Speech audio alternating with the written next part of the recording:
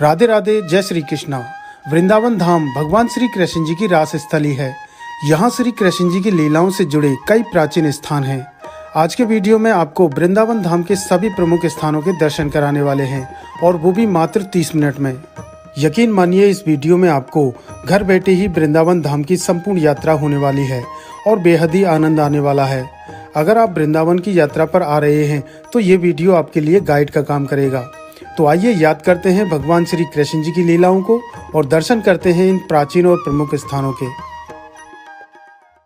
Number 1, Shri Banke Bihari मंदिर। श्री बांके बिहारी मंदिर वृंदावन का सबसे लोकप्रिय मंदिर है, इसलिए इस मंदिर में सर्वाधिक श्रद्धालु नजर आते हैं। बांके बिहारी मंदिर में स्थित श्री बांके बिहारी जी की प्रतिमा स्वामी हरिदास जी को पास में स्थित निधिवन में जमीन के अंदर से प्राप्त हुई थी। गर्मियों में यह मंदिर सुबह 7:45 से 12 बजे तक और शाम को 5:30 बजे से 9:30 बजे तक खुलता है। वहीं सर्दियों में यह मंदिर सुबह 8:45 से 1 बजे तक और शाम को 4:30 से 8:30 बजे तक दर्शनों के लिए खुलता है। नंबर 2, श्री गोविंद देव जी मंदिर। 16वीं शताब्दी में जयपुर के राजा मानसिंह द्वारा निर्मित यह मंदिर कभी एक भव्य मंदिर रहा होगा। लाल बलुआ पत्थर से बना हुआ यह मंदिर एक समय 7 तलों का मंदिर था। इसके ऊपरी 3 से 4 तलों को औरंगजेब ने ध्वस्त कर दिया था। वर्तमान में यह मंदिर शिखर रहित है। शिखर के बिना भी यह मंदिर अत्यंत विशाल प्रतीत होता है। अपने स्वर्णिम काल में यह अखंडित मंदिर कितना भव्य रहा होगा, आज हम केवल कल्पना ही कर सकते हैं। गलियों में भ्रमण करते समय अपने लाल रंग के साथ यह मंदिर आसपास की दुकानों के समूह में एक पृथक छवि प्रस्तुत करता है। 18वीं सदी में जब इस मंदिर पर आक्रमण किया गया था, तब भगवान की प्रतिमा को जयपुर स्थानांतरित कर दिया गया था। उसी विग्रह की अब जयपुर के गोविंद देव जी के मंदिर में प्रतिदिन 7 बार पूजा अर्चना की जाती है। नंबर 3, श्री रंगनाथ जी मंदिर। रंगनाथ मंदिर वृंदावन के सबसे बड़े मंदिरों में से एक है। इसे रंगजी मंदिर भी कहा जाता है। यह भारत के बड़े हिंदू मंदिरों में शामिल है। रंगजी मंदिर का निर्माण 1851 में सेठ लक्ष्मीचंद के भाई सेठ गोविंद दास और कृष्णदास द्वारा करवाया गया था। इस मंदिर को बनवाने में 45 लाख रुपए की लागत आई थी। उस समय रंगजी मंदिर भारत के सबसे अमीर हिंदू मंदिरों की लिस्ट में शामिल था। रंगनाथ मंदिर में भगवान रंगनाथ के सामने 60 फीट ऊंचा और लगभग 20 फीट भूमि के भीतर धंसा हुआ तांबे का एक ध्वज स्तंभ है। इस अकेले स्तंभ की लागत 10,000 रुपए आई थी। इस खंबे को सोने का खंबा भी बताया जाता है, इसलिए इस मंदिर को सोने के खंबे वाला मंदिर भी कहा जाता है। यह मंदिर दक्षिण भारतीय शैली में बना हुआ है और इस मंदिर के पुजारी भी दक्षिण भारत के ही हैं। साथ ही इस मंदिर के रीति रिवाज भी दक्षिण भारत के ही होते हैं।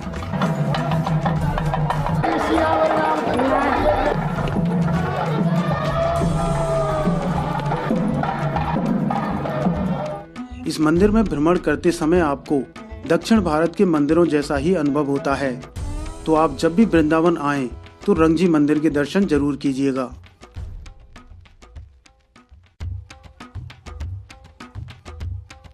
नंबर 4, श्री राधा वल्लभ मंदिर। यह मंदिर वृंदावन का सबसे प्राचीन मंदिर माना जाता है। इस मंदिर का निर्माण श्री राधा वल्लभ संप्रदाय के संस्थापक गोस्वामी श्री हित हरिवंश महाप्रभु ने करवाया था। मुगलों के आक्रमण के समय मूल मंदिर को क्षतिग्रस्त कर दिया गया था। उस समय श्री राधा वल्लभ जी की इस प्रतिमा को राजस्थान के भरतपुर जिले में ले जाया गया। पूरे 123 वर्ष बाद फिर से राधा वल्लभ जी की प्रतिमा को वृंदावन लाया गया और नए मंदिर का निर्माण कराया गया।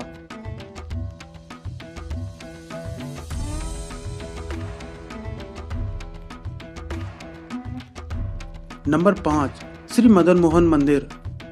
इस क्षेत्र के अनेक मध्यकालीन मंदिरों की भांति यह मंदिर लाल बलुआ पत्थर द्वारा निर्मित है। यह ऊंचा मंदिर कालीदह घाट के समीप एक ऊंचे टीले पर स्थित है। इस मंदिर तक पहुंचने के लिए आपको कुछ सीढ़ियां चढ़नी होती हैं। इस मंदिर का निर्माण मुल्तान के एक सेठ ने करवाया था। मुगलों के आक्रमण के दौरान इस मंदिर की मूल प्रतिमा को राजस्थान के करौली जिले स्थानांतरित कर दिया गया था। करौली में उनका भव्य मंदिर आज भी स्थापित है और इस मंदिर में अब उसी प्रतिमा के प्रतिरूप की आराधना की जाती है। नंबर 6, इस्कॉन मंदिर। इस मंदिर को कृष्ण बलराम मंदिर और अंग्रेजों वाला मंदिर भी कहा जाता है। इस मंदिर का निर्माण इस्कॉन सोसाइटी द्वारा करवाया गया है। यह मंदिर 10 एकड़ भूमि पर बना हुआ है। श्री कृष्ण भक्ति का प्रचार प्रसार करने के लिए श्रील प्रभुपाद जी ने 1966 में न्यूयॉर्क में इस्कॉन सोसाइटी का गठन किया था। इस्कॉन सोसाइटी ने पूरे संसार भर में श्री कृष्ण जी के भव्य मंदिरों का निर्माण करवाया है। इस्कॉन सोसाइटी द्वारा ही दुनिया का सबसे ऊंचा मंदिर चंद्रोदय मंदिर वृंदावन धाम में बनवाया जा रहा है।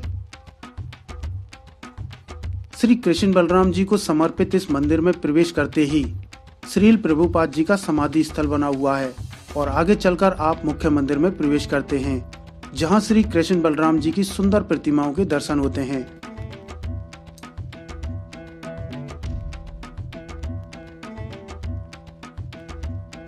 यहाँ प्रातःकाल राधा कृष्ण जी की आरती होती है, जिसमें विदेशी भक्तों को भारतीय संस्कृति में देखा जा सकता है।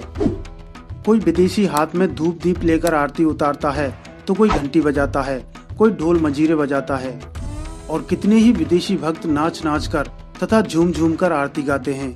आपको बता दें कि इस मंदिर में होने वाली आरती देश विदेश में विख्यात है। नंबर 7, गोपेश्वर मंदिर। यह स्थान भगवान भोलेनाथ और श्री कृष्ण जी की अद्भुत लीला से जुड़ा स्थान है।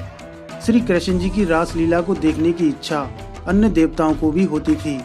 एक बार भोलेनाथ जी श्री कृष्ण जी की रास लीला को देखने आए थे, लेकिन रास लीला में केवल गोपियां ही प्रवेश कर सकती थीं। तब भगवान भोलेनाथ यमुना मैया के पास गए और इस पर यमुना मैया ने उन्हें गोपी घाट पर गोपी रूप धारण करवाया था। इस मंदिर में भगवान भोलेनाथ गोपी रूप में विराजमान हैं, इसलिए भगवान भोलेनाथ को यहाँ गोपेश्वर महादेव के नाम से जाना जाता है। गोपेश्वर महादेव जी का ये मंदिर वृंदावन के प्राचीन मंदिरों में से एक है। यह मंदिर सुबह 5 बजे से दोपहर 12 बजे तक खुलता है और शाम को 5 बजे से 8:30 बजे तक गोपी रूप के दर्शन होते हैं। रात्रि 8:45 बजे शयन आरती होकर 9 बजे मंदिर के पट बंद कर दिए जाते हैं। नंबर 8, निधिवन और सेवा कुंज। निधिवन और सेवा कुंज दोनों ही श्री कृष्ण जी की रास लीला से जुड़े स्थान हैं। ये पीलू के वृक्षों के छोटे छोटे जंगल हैं, जिन्हें अभी भी सुरक्षित किया हुआ है। कहा जाता है कि ये सभी वृक्ष रात में गोपियों का रूप लेकर श्री कृष्ण जी के साथ रास लीला करते हैं। दोनों ही स्थानों पर बीच में बने हुए रंग महल में श्री राधा कृष्ण जी को भोग और श्रृंगार का सामान रखकर शयन कराया जाता है और सुबह 5 बजे जब रंग महल को खोला जाता है तो सारा सामान अस्त व्यस्त मिलता है। रात के समय इन वनों में से सभी जीव जंतु बाहर चले जाते हैं। नंबर 9, राधा रमन मंदिर। इस मंदिर को वृंदावन का सबसे पवित्र और पूजनीय मंदिर माना जाता है। इस मंदिर का निर्माण 1542 में गोपाल भट्ट स्वामी जी के निवेदन पर करवाया गया था। इस मंदिर में गोपाल भट्ट स्वामी जी के सेवित विग्रह श्री राधा रमन जी की पूजा की जाती है। मंदिर में स्थित श्री राधा रमन जी के विषय में कहा जाता है कि स्वामी गोपाल भट्ट जी 12 शालिग्रामों के साथ वृंदावन में आए थे। उनमें से दामोदर शालिग्राम से श्री राधा रमन जी प्रकट हुए।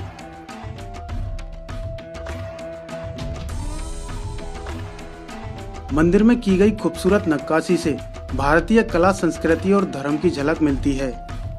यह मंदिर सुबह 8 बजे से दोपहर 12 बजे तक और शाम को 3 बजे से रात्रि 8 बजे तक खुलता है। नंबर 10, प्रेम मंदिर। यह मंदिर वृंदावन के सबसे खूबसूरत मंदिरों में से एक है। इस मंदिर का निर्माण जगत गुरु कृपालू जी महाराज ने करवाया था। इटालियन मार्बल पत्थर से बना हुआ यह मंदिर नागर शैली में बना हुआ है। इस मंदिर का शिलान्यास 14 जनवरी सन 2001 को जगत गुरु कृपालू जी महाराज ने किया था।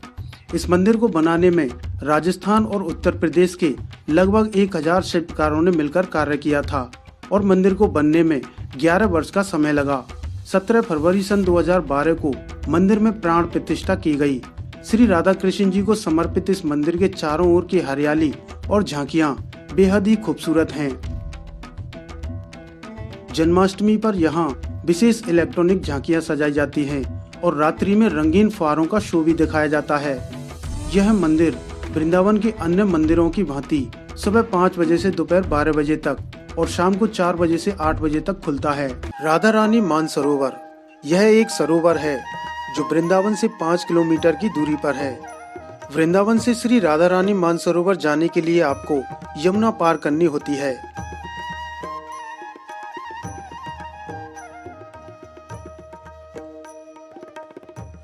यहाँ से आप माठ तहसील जाने वाले रास्ते पर पहुँचते हैं, जहाँ से आप राधा रानी मानसरोवर पहुँचते हैं। मानसरोवर के पास कई मंदिर स्थापित किए गए हैं, जिनमें से एक मंदिर श्री गोपेश्वर महादेव जी का मंदिर है। ये राधा रानी का मंदिर है और ये सामने मानसरोवर है। इस पूरे क्षेत्र को राधा रानी मानसरोवर के नाम से ही जाना जाता है। यहाँ राधा रानी भगवान कृष्ण से महारास में मान करके यानी रूठ के विराजमान है। भगवान कृष्ण से रूठ के आई हैं तो उनकी प्रेम विरह में उनके नेत्रों से आंसू बहे हैं। उन आंसुओं से ये सरोवर बना और ये सरोवर मानसरोवर कहलाया। पूर्णिमा और अमावस्या पर विशेष रूप से यहाँ मेला लगता है। अपने ग्रामीण श्रद्धालुओं की मात्रा भारी मात्रा में लोग आते हैं और अपनी मनौती मानते हैं और दर्शन करके अपना वो करते हैं। यहाँ मूल रूप से फागुन बदी एकादशी को मेला लगता है, जिसमें राधा वल्लभ संप्रदाय के लोग यहाँ समाज गायन करने आते हैं और राधा अष्टमी का मेला बहुत धूमधाम से मनाया जाता है। मीराबाई मंदिर। श्री कृष्ण जी की अनन्य भक्त मीराबाई को कौन नहीं जानता। आज से लगभग 550 वर्ष पहले सन 1524 से 1539 तक मीराबाई 15 वर्ष तक वृंदावन में रही थी। यहाँ आज भी उनकी वह भजन कुटी सुरक्षित है, जहाँ मीराबाई घंटों श्री कृष्ण जी की भक्ति किया करती थी। इसी भजन कुटी में श्री कृष्ण जी उन्हें दर्शन भी दिया करते थे। मीराबाई जी के देवर ने उन्हें मारने के लिए फूलों की टोकरी में सांप रखकर भेजा था, जो शालिग्राम में बदल गया। वह शालिग्राम आज भी इस मंदिर में रखा हुआ है। इसके अलावा इस मंदिर में श्री राधा रानी, श्री कृष्ण जी और माता मीराबाई की सुंदर प्रतिमा स्थापित हैं। यह मंदिर निधिवन और शाहजी मंदिर के पास स्थित है और इस मंदिर की देखभाल यहाँ के सेवायत श्री प्रद्युम्न प्रताप सिंह जी करते हैं। सन 1979 में बनी सुपरहिट फिल्म मीरा में मीराबाई का किरदार निभाने वाली अभिनेत्री और मथुरा की सांसद हेमा मालिनी मीराबाई जी की भक्ति से प्रभावित होकर लगभग 20 वर्षों से इस मंदिर में दर्शन करने आती हैं।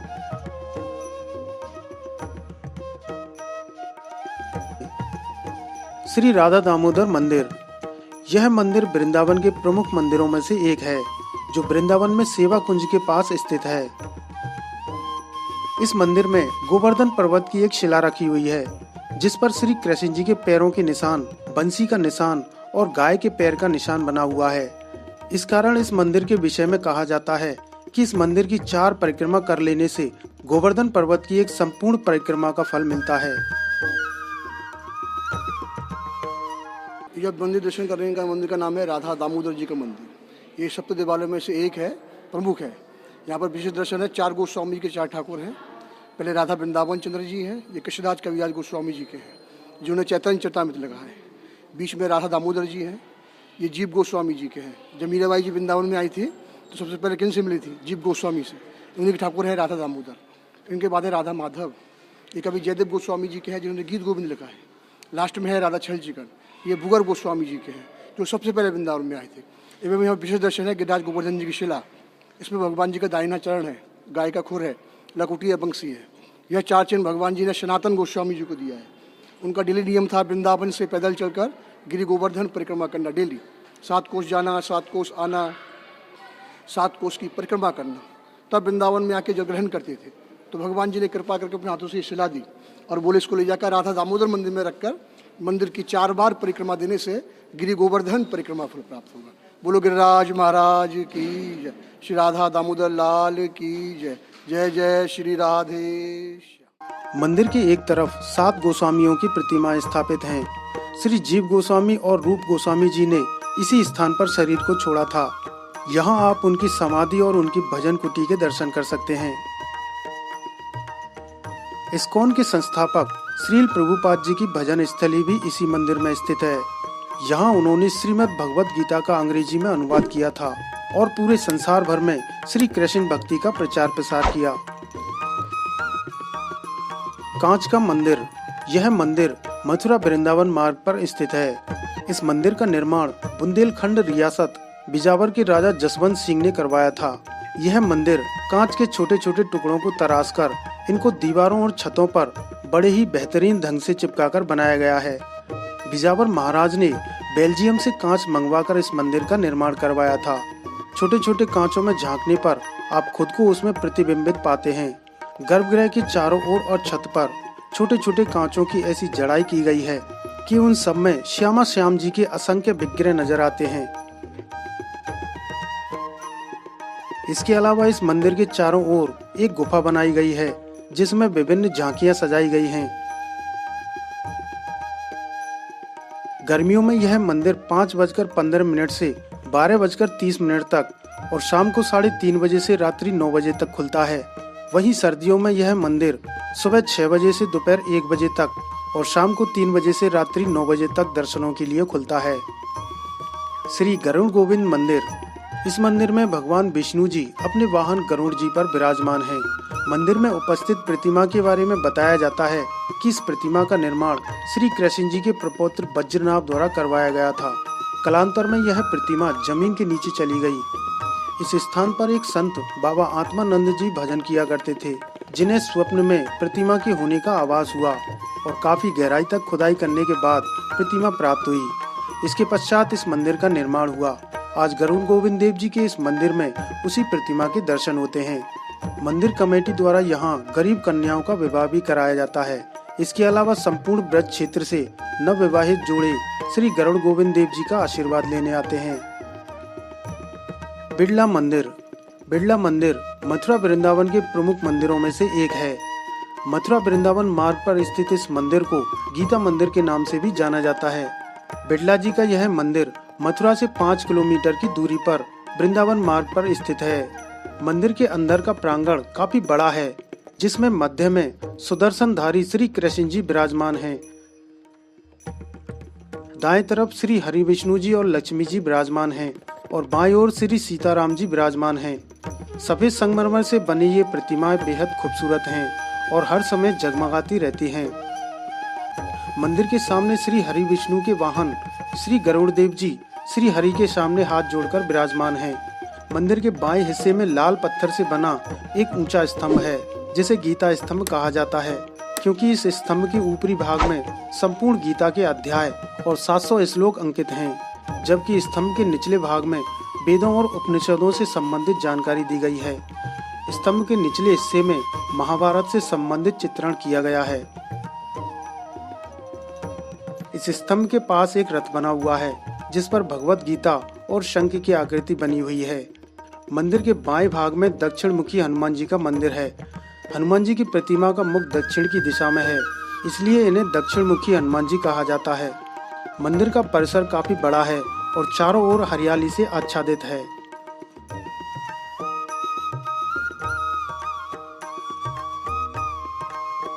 जयपुर मंदिर। यह एक विशाल मंदिर है, जिसका निर्माण 1917 में जयपुर के महाराजा माधव सिंह ने करवाया था। यह मंदिर मथुरा से वृंदावन जाने वाले मार्ग पर स्थित है। यह मंदिर ब्रज के सबसे बड़े मंदिरों में से एक है। मंदिर की दीवारों, खंभों और दरवाजों पर राजस्थानी शैली में की गई नक्काशी देखने को मिलती है। कला की दृष्टि से यह मंदिर उत्तर भारत का प्रमुख मंदिर है। मंदिर के गर्भगृह के सामने एक बड़ा प्रांगण है, जिसमें 16 विशाल खंभे हैं। मंदिर के मध्य में श्री राधा माधव जी की प्रतिमा स्थापित है। इन्हीं के बाईं ओर आनंद बिहारी जी राधा रानी और अष्ट सखियों के साथ विराजमान हैं और दाईं ओर ठाकुर जी के 23वें अवतार श्री हंस गोपाल महाराज जी की प्रतिमा स्थापित है, जिनके बगल में नारद जी और ब्रह्मा जी के 4 मानस पुत्रों के दर्शन होते हैं।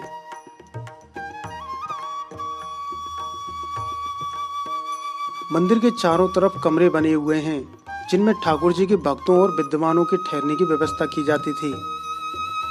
यह मंदिर इतना विशाल है कि आपको दूर से ही आकर्षित कर लेता है। वर्तमान में इस मंदिर का संचालन राजस्थान सरकार के द्वारा किया जाता है। यह मंदिर भी वृंदावन के अन्य मंदिरों की भांति सुबह 5 बजे से दोपहर 12 बजे तक और शाम को 4 बजे से रात्रि 8 बजे तक दर्शनों के लिए खोला जाता है। चीर घाट। यमुना किनारे स्थित यह स्थान श्री कृष्ण जी की लीला से जुड़े अति प्राचीन स्थानों में से एक है। यहाँ श्री कृष्ण जी ने यमुना में स्नान करती गोपिकाओं को सबक सिखाने के लिए उनके वस्त्रों को चुराकर कदम के वृक्ष पर टांग दिया था। यहाँ कदम का एक विशाल वृक्ष है जो श्री कृष्ण जी की उस लीला का प्रतीक माना जाता है। ऐसा माना जाता है कि यह वृक्ष भगवान श्री कृष्ण जी की शरारतों का प्रतीक है जो आज भी चीर घाट पर स्थित है। श्री कृष्ण जी के प्रति श्रद्धा के रूप में इस पेड़ की शाखा पर चीर बांधे जाते हैं। वास्तव में इस वृक्ष विशेष की ऐसी ख्याति है कि लोग आज भी इसकी पूजा करते हैं। यह एक शांत स्थान है जो वृंदावन के आध्यात्म रस में रसलील होने की एक अच्छी जगह है, क्योंकि यहाँ बैठकर आप नटखट भगवान श्री कृष्ण और उनकी गोपिकाओं के बारे में चिंतन कर सकते हैं।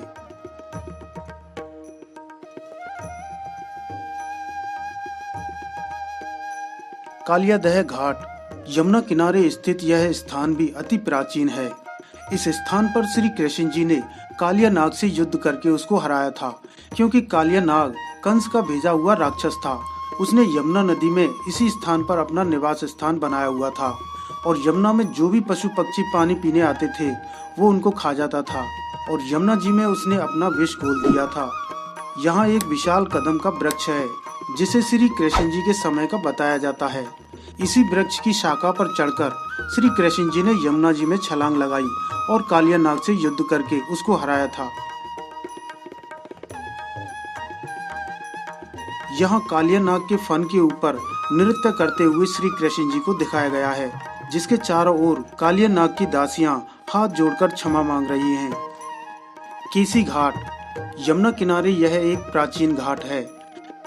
श्री कृष्ण जी को मारने के लिए मामा कंस ने केसी नाम का दैत्य भेजा था जो एक काले घोड़े का रूप लेकर आया था। श्री कृष्ण जी ने केसी दैत्य का वध इसी स्थान पर किया था, इसलिए इस घाट का नाम केसी घाट पड़ा। यह वृंदावन का सबसे प्रमुख घाट है।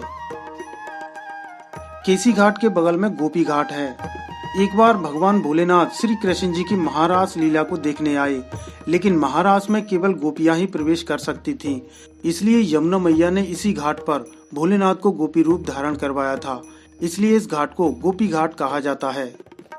यहाँ भगवान भोलेनाथ का एक मंदिर है जिसमें भोलेनाथ को आधा गोपी रूप में दिखाया गया है। इसके अलावा इस घाट पर कई छोटे मंदिर हैं जिनमें दर्शनार्थी पूजा अर्चना करके यमुना स्नान करते हैं। केसी घाट से यमुना जी का मनोरम दृश्य दिखाई देता है। इस घाट पर प्रति संध्या को यमुना जी की भव्य आरती होती है।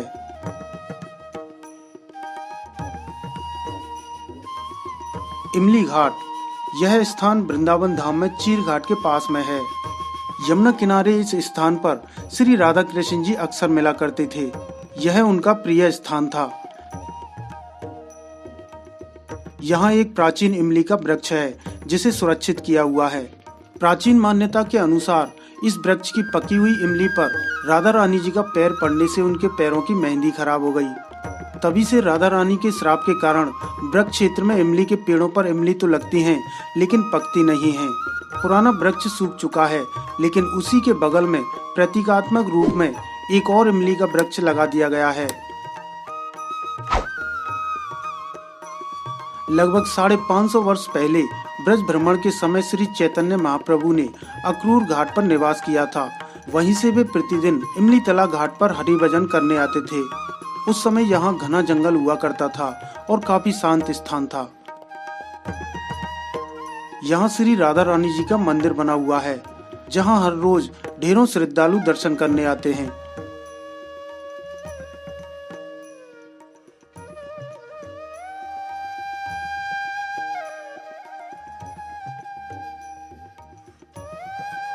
मंदिर के चारों तरफ दीवारों पर इमली तला घाट से संबंधित कथा का चित्रण किया गया है।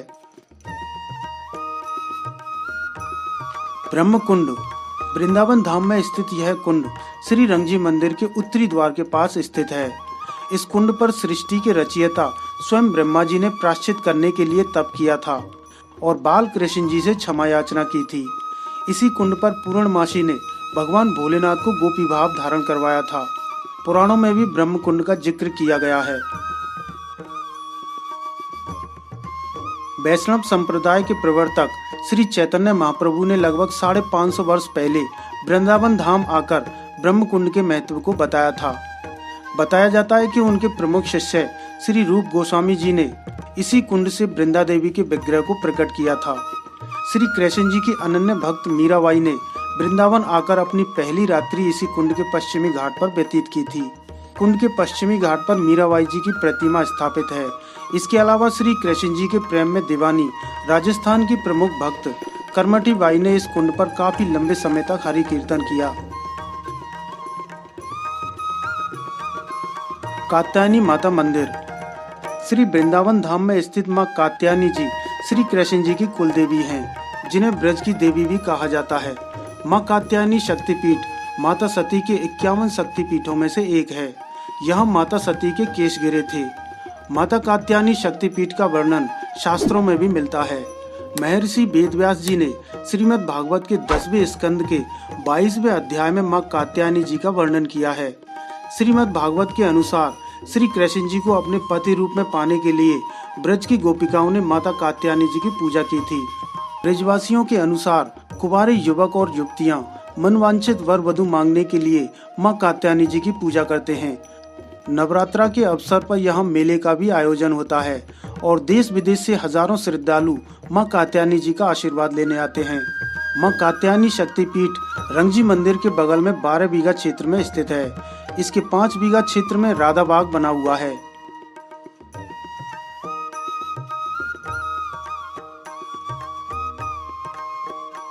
लाला बाबू मंदिर। यह मंदिर वृंदावन के अद्भुत मंदिरों में से एक है, क्योंकि इस मंदिर में विराजमान प्रतिमाओं में प्राण होने के साक्षात प्रमाण देखे गए थे। यह मंदिर इसमें विराजमान ठाकुर जी के नाम से नहीं, बल्कि निर्माणकर्ता भक्त के नाम से जाना जाता है।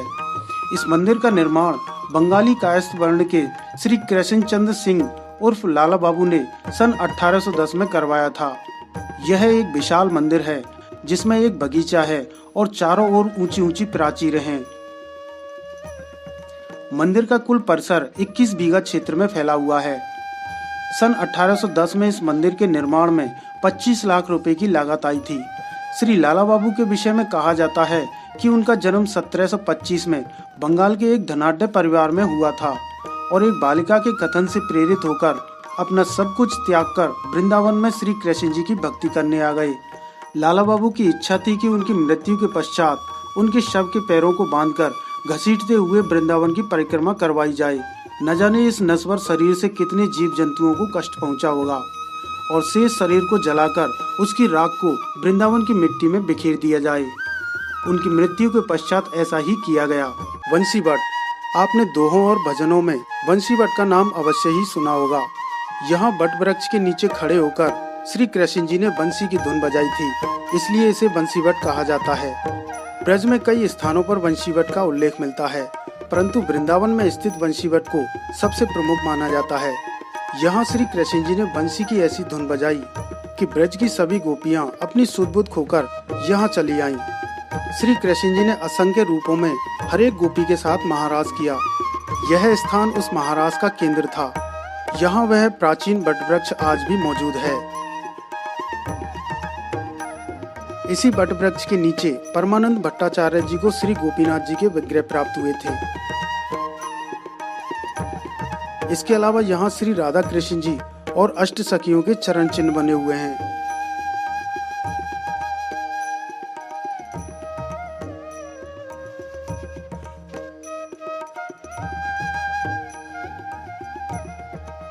श्रृंगार वट। वृंदावन में स्थित यह वह स्थान है जहां वट वृक्ष के नीचे श्री कृष्ण जी ने राधा रानी जी का श्रृंगार किया था। यह स्थान यमुना किनारे श्रृंगार घाट के पास स्थित है।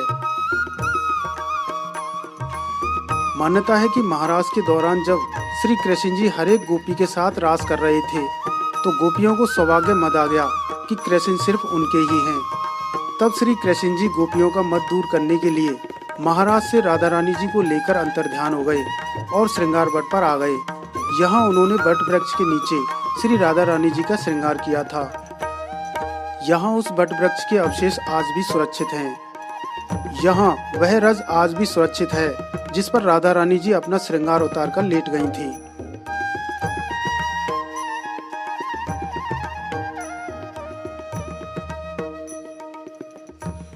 श्री गोपीनाथ मंदिर।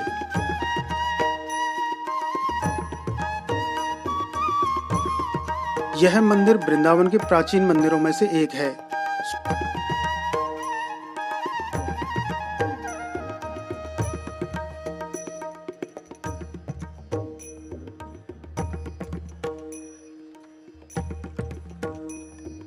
सोलहवीं शताब्दी में श्री गोपीनाथ जी के विग्रह श्री परमानंद भट्टाचार्य जी को बंसीवट स्थित वट वृक्ष के पास से प्राप्त हुए थे, जो उन्होंने श्री मधु पंडित जी को दे दिए।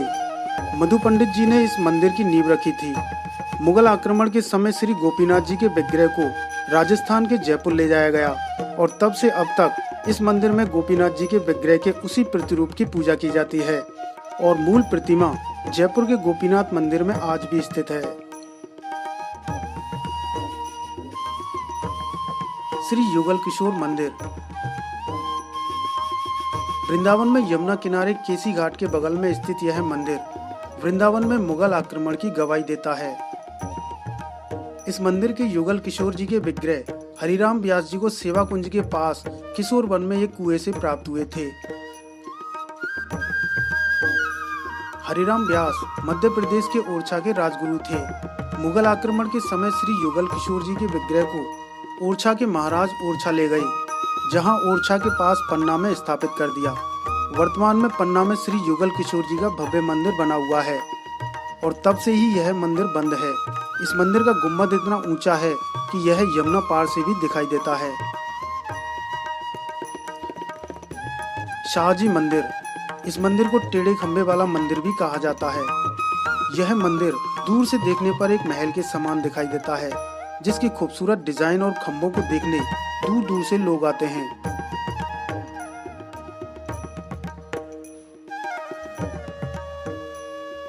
मंदिर में श्री राधा कृष्ण जी की सुंदर प्रतिमा स्थापित है।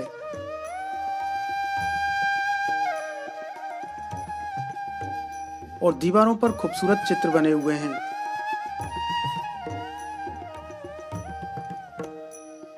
यह मंदिर वृंदावन में निधिवन के पास स्थित है। ये दोस्तों जो मंदिर है ये 3 पोर्शनों में है। ये बीच में जो एक हॉल है और इसके सामने ये गर्भगृह है और ये है बसंती कमरा, जो केवल बसंत पंचमी के दिन ही खुलता है। यहाँ से ठाकुर जी इस बसंती कमरे में आते हैं और बसंत पंचमी के दिन यहाँ दर्शन देते हैं। और ये जो हॉल है, इस हॉल के जो पीछे है, इस हॉल के पीछे एक सिंहासन बना हुआ है, जहाँ ठाकुर जी केवल सावन के महीने में 11 यानी एकादशी के दिन विराजमान होते हैं और वहाँ फुहारे चलते हैं, रंगीन फुहारे चलते हैं। सवामन शालिग्राम मंदिर। इस मंदिर में आपको सवामन के शालिग्राम जी के दर्शन होते हैं। कहा जाता है कि पूरे विश्व में इनसे बड़े शालिग्राम कहीं नहीं है। इस मंदिर में 2 शालिग्राम शिला रखी हैं, जिनमें से एक शालिग्राम सवामन के हैं, जो हैदराबाद में जमीन के अंदर से प्राप्त हुए थे। इन्हें भगवान विष्णु का अवतार माना जाता है। और दूसरे शालिग्राम जी 40 किलो वजन के हैं, जो नेपाल में गंडक नदी से प्राप्त हुए थे। इन्हें शेषनाग का अवतार माना जाता है। यह मंदिर वृंदावन में लोई बाजार में स्थित है। श्री गोदा बिहारी मंदिर। यह मंदिर वृंदावन के अद्भुत मंदिरों में से एक है, क्योंकि इस मंदिर में सनातन धर्म से संबंधित लगभग सभी देवी देवताओं की प्रतिमाएं स्थापित हैं, जिन्हें बड़े ही बेहतरीन ढंग से अलग अलग लोकों में स्थापित किया गया है। इस मंदिर में स्थापित प्रतिमाएं संपूर्ण सनातन धर्म व संस्कृति का वर्णन करती हैं। मंदिर का प्रांगण काफी विशाल है, जिसमें मध्य में श्री हरि विष्णु माता लक्ष्मी जी के साथ गोलोक धाम में विराजमान हैं। मंदिर की प्रतिमाएं बेहद ही खूबसूरत हैं। अगर आप वृंदावन यात्रा पर आते हैं तो गोदा बिहारी मंदिर के दर्शन अवश्य कीजिएगा। वृंदावन धाम के अन्य प्रमुख स्थानों के दर्शन आप वीडियो के नीचे दिए चैनल इंडियन रील्स के लोगों पर क्लिक करके चैनल पर जाकर देख सकते हैं। वृंदावन के प्रमुख दर्शनीय स्थलों का यह वीडियो आपको कैसा लगा, कमेंट सेक्शन में जरूर बताइएगा। वीडियो पसंद आया हो तो इसे लाइक कीजिए और दोस्तों व परिवार के साथ भी जरूर शेयर कीजिए। मित्रों, इस चैनल पर हम संपूर्ण ब्रजधाम की यात्रा करवाने वाले हैं। अगर आपने अभी तक चैनल इंडियन रील्स को सब्सक्राइब नहीं किया है तो अभी सब्सक्राइब करके घंटी वाला बटन दबाइए और घर बैठे यात्रा का आनंद लीजिए। चैनल सब्सक्राइब करना बिल्कुल फ्री है। तो मिलते हैं वृंदावन धाम यात्रा के अगले एपिसोड में। जय श्री राधे कृष्ण।